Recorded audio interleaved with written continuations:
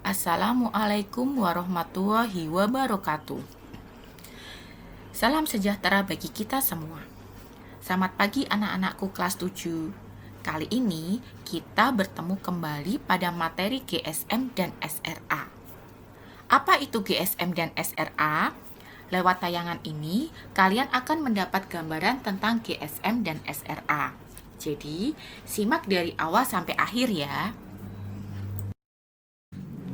GSM atau Gerakan Sekolah Menyenangkan diinisiasi oleh aktivis pendidikan Muhammad Nurisal dan diperkenalkan pertama kali oleh Rumah Pintar BSD City.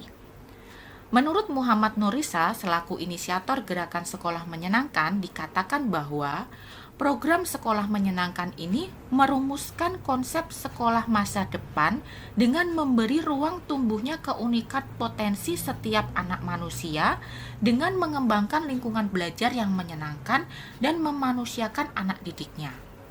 Garis besarnya, GSM adalah gerakan sosial bersama guru untuk menciptakan budaya belajar yang kritis, kreatif, mandiri, dan menyenangkan di sekolah.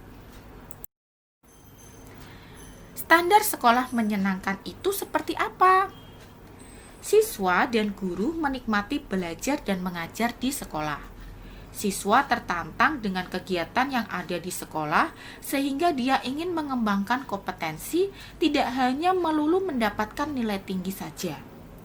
Nilai moral menjadi fokus dan diteladankan oleh setiap anggota komunitas sekolah, mulai dari kepala sekolah sampai tukang kebun sekalipun. Sekolah sadar bahwa pembelajaran adalah sesuatu yang bisa dilakukan siswa kapanpun, dimanapun, dan hanya sebagian yang perlu dilakukan di dinding sekolah. Mengapa demikian? Karena komunitas sekolah terbentang sampai keluar dinding sekolah, atau dalam hal ini, sekolah melibatkan masyarakat untuk berperan dalam GSM. Ada banyak kegiatan untuk mewujudkan GSM, antara lain memetakan kebutuhan siswa dan jenis kecerdasan siswa sehingga mempermudah guru dalam memahami perkembangan siswa, serta merancang lingkungan sekolah yang indah, hijau, bersih sebagai ruang publik siswa. Karena SMP Negeri 31 Semarang sudah menjadi sekolah adiwiyata tingkat nasional, rasanya tepat sekali jika kemudian menjalankan GSM ini. Lingkungannya yang hijau menjadikan warga sekolah merasa senang berada di dalamnya.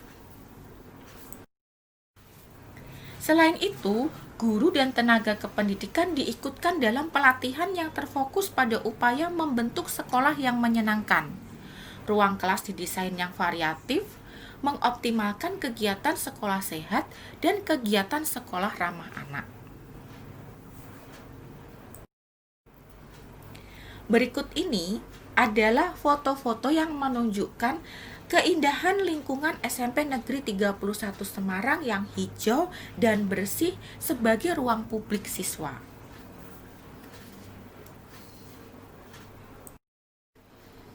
Sedangkan set 8 ini menampilkan kegiatan yang diikuti oleh Bapak Ibu guru dalam pelatihan yang terfokus pada upaya membentuk sekolah yang menyenangkan.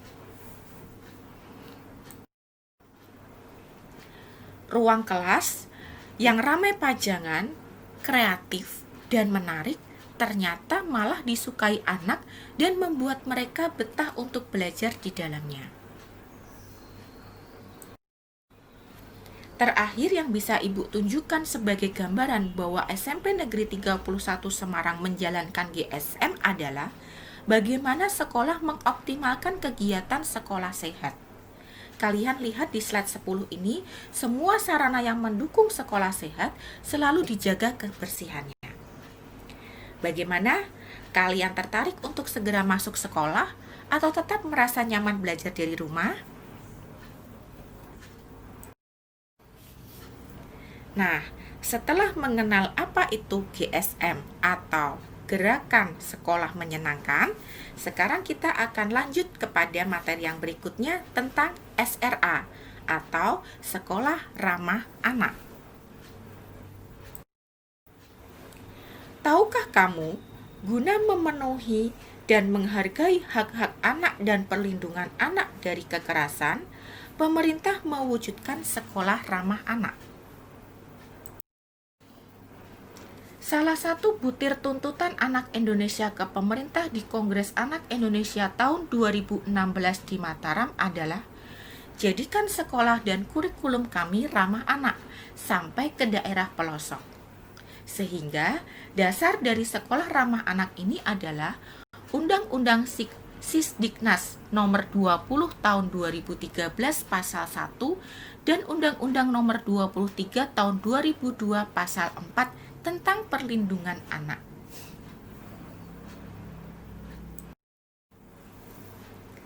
Yang dimaksud dengan sekolah ramah anak adalah sekolah yang secara sadar berupaya menjamin dan memenuhi hak-hak anak dalam setiap aspek kehidupan secara terencana dan bertanggung jawab. Prinsip utama adalah non-diskriminasi kepentingan, hak hidup, serta penghargaan terhadap anak.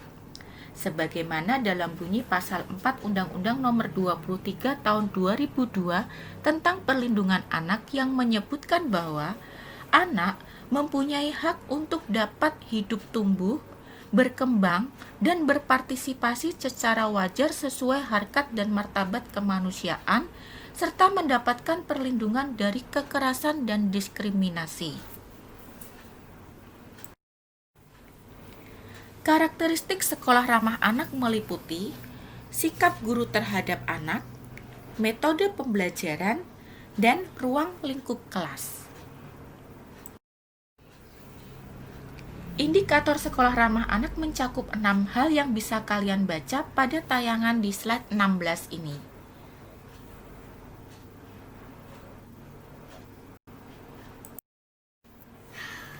Prinsip membangun sekolah ramah anak.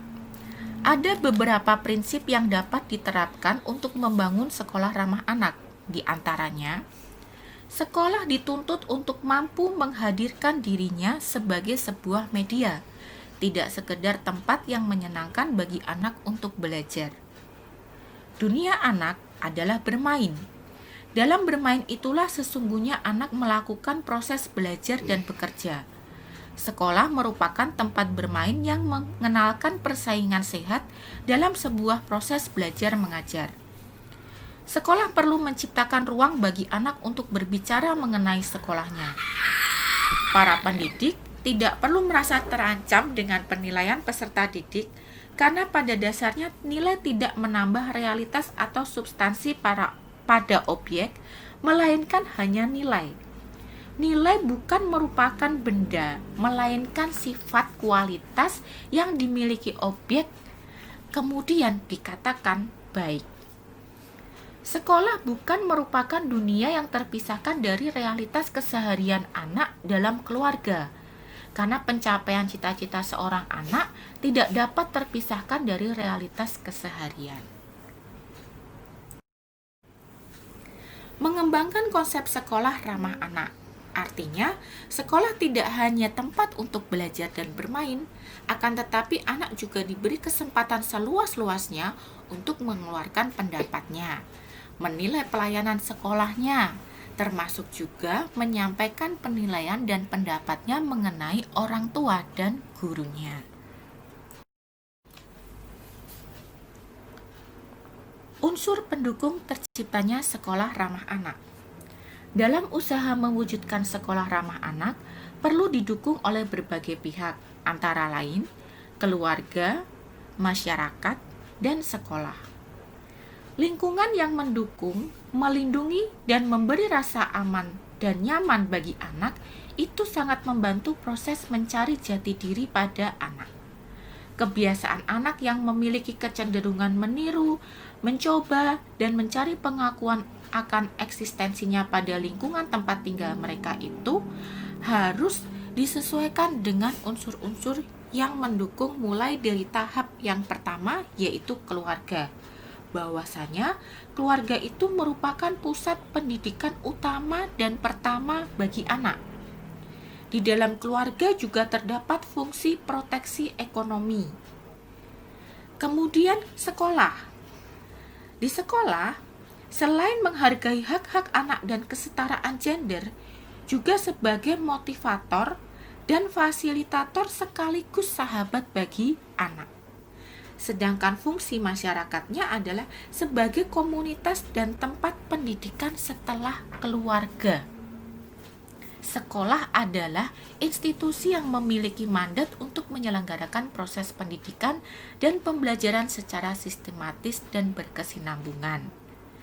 Diharapkan, guru dan tenaga kependidikan di sekolah mampu menyelenggarakan pendidikan dan pembelajaran yang memfasilitasi peserta didik berperilaku terpelajar.